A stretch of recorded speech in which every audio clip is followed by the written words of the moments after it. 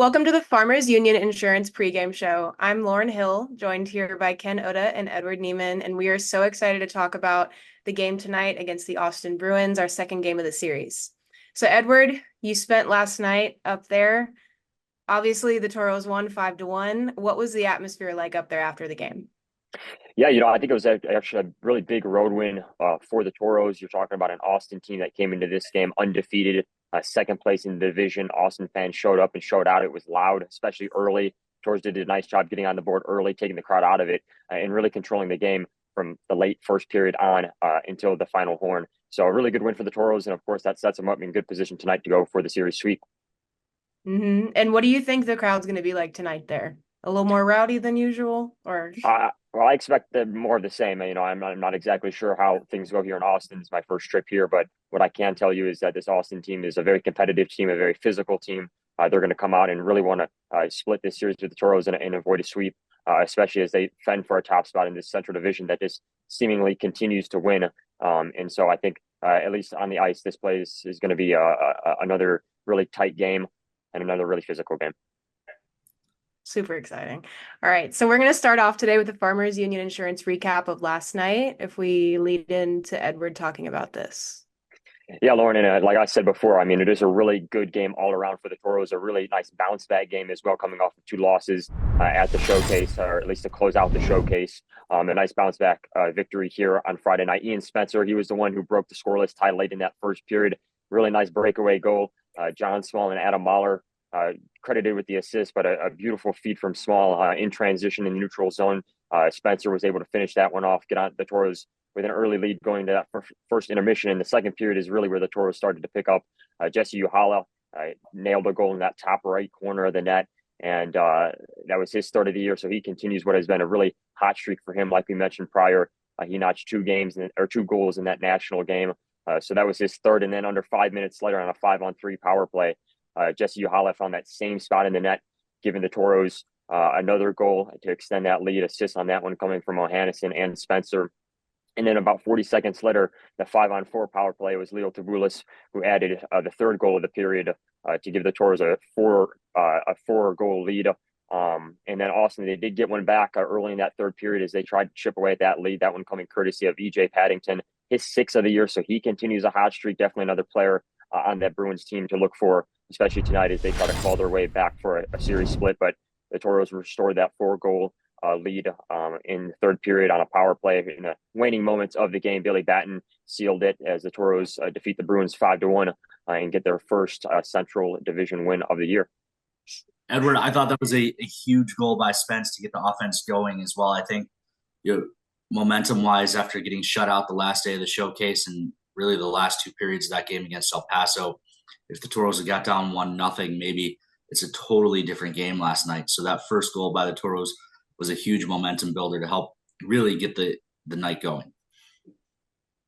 When you went down to do the interview at the end of the second period, what was the atmosphere like down by the Toros locker room, up 4-0 heading into that third period?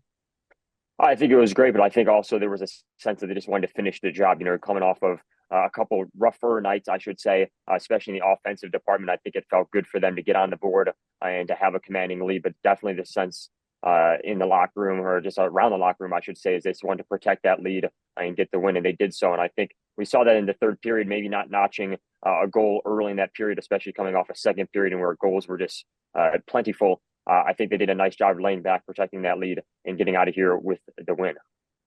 Thank you for the nightly recap, Edward. So now turning our attention back to tonight's game, let's look at our Noodle numbers brought to you by Noodles and Company of Minot.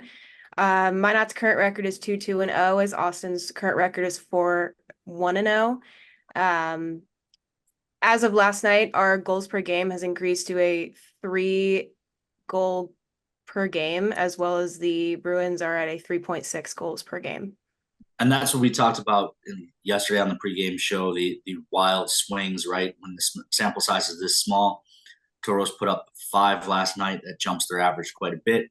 Austin had been averaging 4.25 goals a game coming in last night. The Toros hold them to 1, and that drops over a half a goal, right, off their goals per game average. That's how averages work, right? When there's not a lot of numbers to average, an outlier will change the numbers significantly. And, we Mhm. see that similarly in the goals against per game, Toros and Bruins both giving up less than 2.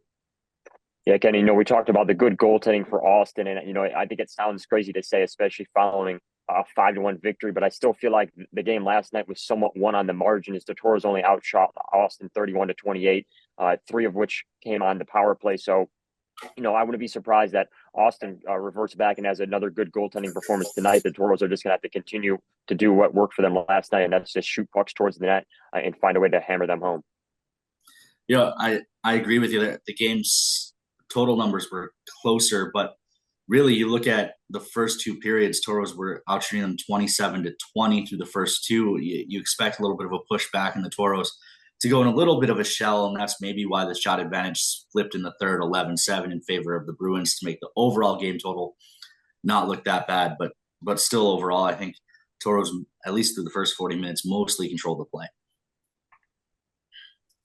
Yeah, I agree with that. Also, moving on to the next stat with the power plays, our percentage, I guess, increased for the amount of power plays we've been able to convert. We've moved from, I believe we were 32nd ranked, before our game yesterday. Now we're 18th, converting 3 out of 17 power plays, as the Austin Bruins have converted 4 out of 21. Yeah, I think Toros were 0 for on the power play coming into last night's game, so 3 power play goals. We've talked about it in the past with this Bruins team. They're going to take a lot of penalties. We'll get to that in a little bit more down the list here on the Noodles numbers. They're going to take a lot of penalties, and a lot of times what it comes down to is whether or not you can score on their PK. Toros did it 3 times last night.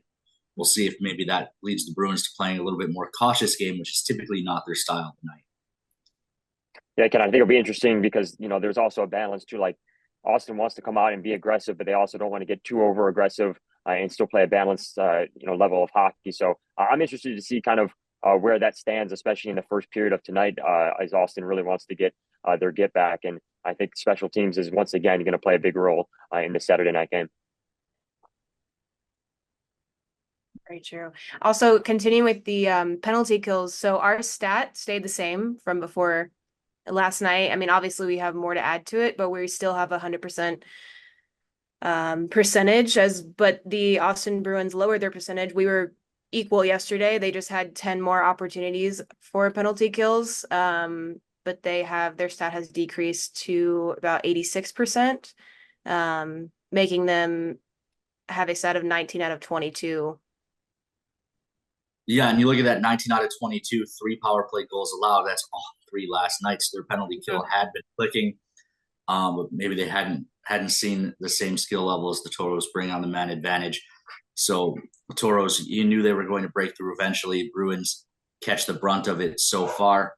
So yeah, I think the Toros power play probably not something the Bruins want to see a lot of tonight. Which you look at the last one tonight, penalty minutes. Toros averaging just 7 penalty minutes a game. Compare that to the Bruins 13.8. That's almost double what the Toros are doing. Discipline always a key factor when you're playing Austin, and Toros did a good job last night. Looking back at the box score, they did allow 5 power plays to the Bruins, killed them all. You'd like to see maybe a couple fewer for the Bruins. Papa John's PK is still clicking along, as we said, at 100%, but that's not going to last forever. And we'll be back with more of the Farmers Union Insurance pregame show. The Four Bears Casino Sportsbook has a new look. Enjoy Vegas-style betting in comfort. Play and qualify to win trips to Vikings or Raiders NFL games. Order a drink at the dedicated bar. Then kick back in a lounger and watch the full wall display. Feel the action all the way to the final moment and claim your winnings. Book it for private draft parties or game day too. Visit the remodeled Sportsbook at Four Bears Casino and Lodge, 4 miles west of Newtown. Social host liability refers to the civil liability that non-commercial alcohol providers face for injuries or damages caused by their intoxicated or underage drinking guests.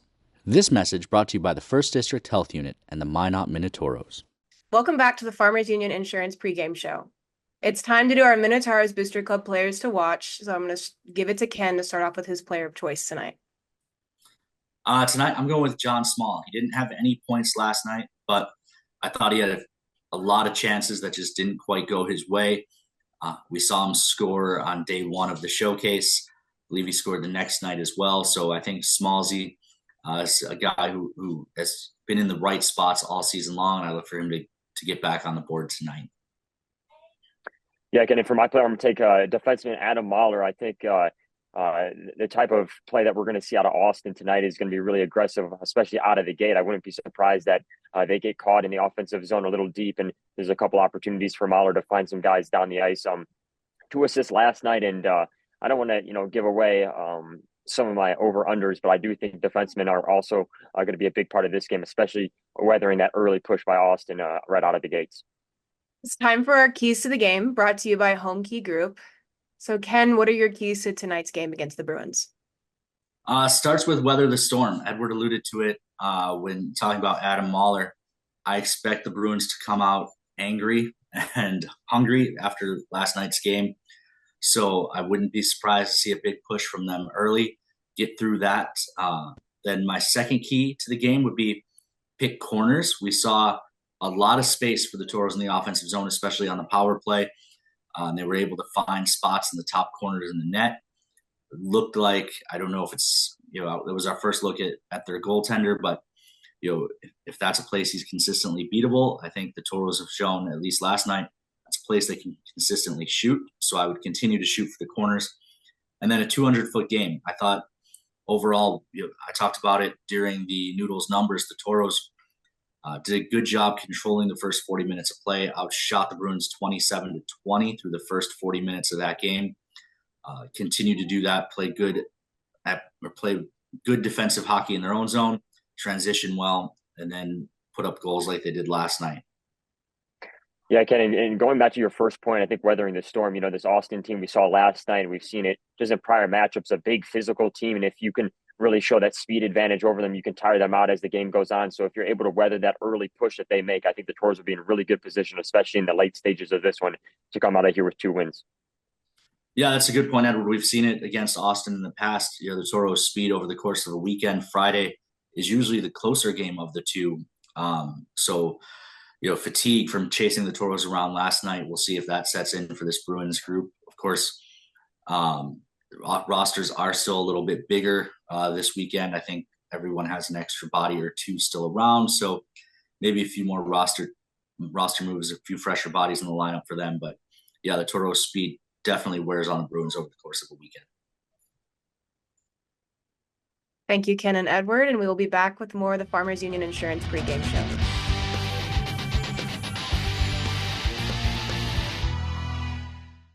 We often think of frontiers as pages in a history book, a time gone by.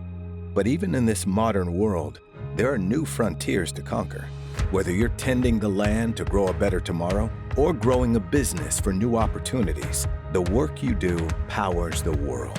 Exploring the frontier means stepping forward, shaping the future for yourself and for those around you.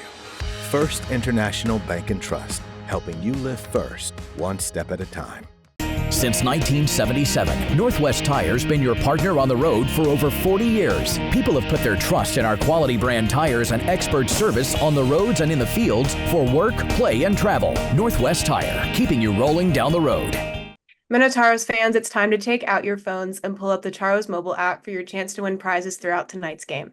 Starting with our first segment, we have the 4 Bears Sportsbook over-unders. So we have the first one is total Taros defensive min goals. Are we going to go over 0.5 or under 0.5? Edward, you already kind of alluded to your guess. Toros don't have a goal from a defenseman yet this year. I also think that changes tonight, so I'm going to take the over. I'll take the over as well. I said my player to watch was Adam Mahler. I don't know if it'll be him, but I do feel pretty confident that this would be an opportunity for the Toro defenseman to get a goal on the board. Yeah, I think a little bit, this is a little background, but on media day, I was just trying to learn players and their names and goals. Obviously, of course, every hockey player's goal is to score. But a lot of them were saying that they haven't had the opportunity to. And a lot of them just seem very, very, very, very hungry for it. And if they didn't score last night, they want to score tonight. So I'm going to go over. I think that's an easy over under right there. For our next one, we have total Taro's shot differential. Is it going to be over 5.5 or under 5.5?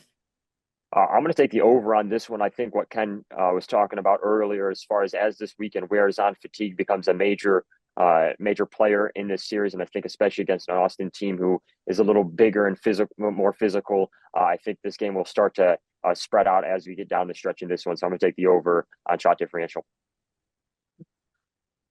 I'm going to go under here. I agree with what you said, Edward, and some of it's just trying to be a little bit different, so we're not all taking the same thing all the time. But I think really I'm expecting that big push from the Bruins. I could see a first period that maybe goes 12-6 in shots in their favor, and then the Toros push back the final 40 minutes. But I think it's going to be another closer game overall in the shot differential, so I'll take the under here.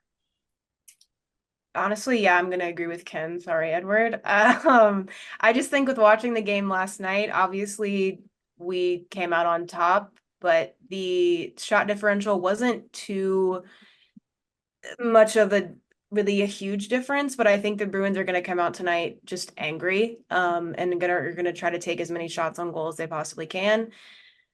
So I'm going to go under. I feel like this game is going to be a lot closer than what it was last night. And for our final over-under, we have total Toros goals. Are we going above 3.5 or below? I would like to start with, I think that we're going to be above. Again, I think, the Toros are there in Austin to prove a point that we want to win. And I think that the likelihood of scoring above 4 goals is likely with what we showed last night. Edward, where are you leaning? I'm going to go over on this one as well. I just think, given what we saw last night in the first game, and really the Toros are continuing to pass the puck really well, especially with a couple of opportunities beyond the shots that they put in the back of the net. They still even had more opportunities that they could have hammered home a couple pucks with goaltender out of position. So I think I'm going to go over on this one as well. I was feeling over as well. This has a feel of, again, that the Toros' speed getting to them late, maybe a 3-1 or a 3-2 game late with an empty netter, which would make it 4. So I'm not expecting a blowout win. I'm not expecting a huge number on the board, but I am expecting maybe a goal per period and then add in the empty netter at the end to get the over. Which will bring us to our McDonald's Toros trivia. Again, I don't play this one just because I'm ancient and have been here forever. But it's a chance for you guys to learn a little bit of Toros history. Which Toro alumni goaltender had the most saves in their shutout of the Austin Bruins? Was it Keenan Rancière, Ben Garrity, Tim Shaughnessy, or Ate Tolvanen? Any guesses? Well, since I used my C guess yesterday, this is a complete shot in the dark. I'm going to take Ate Tolvanen just because, I don't know. So just a shot in the dark. Just a lucky guess. Yeah, I'm going to be honest with y'all. None of these names ring a bell to me. I will educate myself after we are done here. But I'm going to go off not what Edward said and use my C choice again and choose Tim Shaughnessy here. Simply based off the fact that I like the way his last name is spelled. That's not a reason to choose an answer on a test or anything. But that's my guess.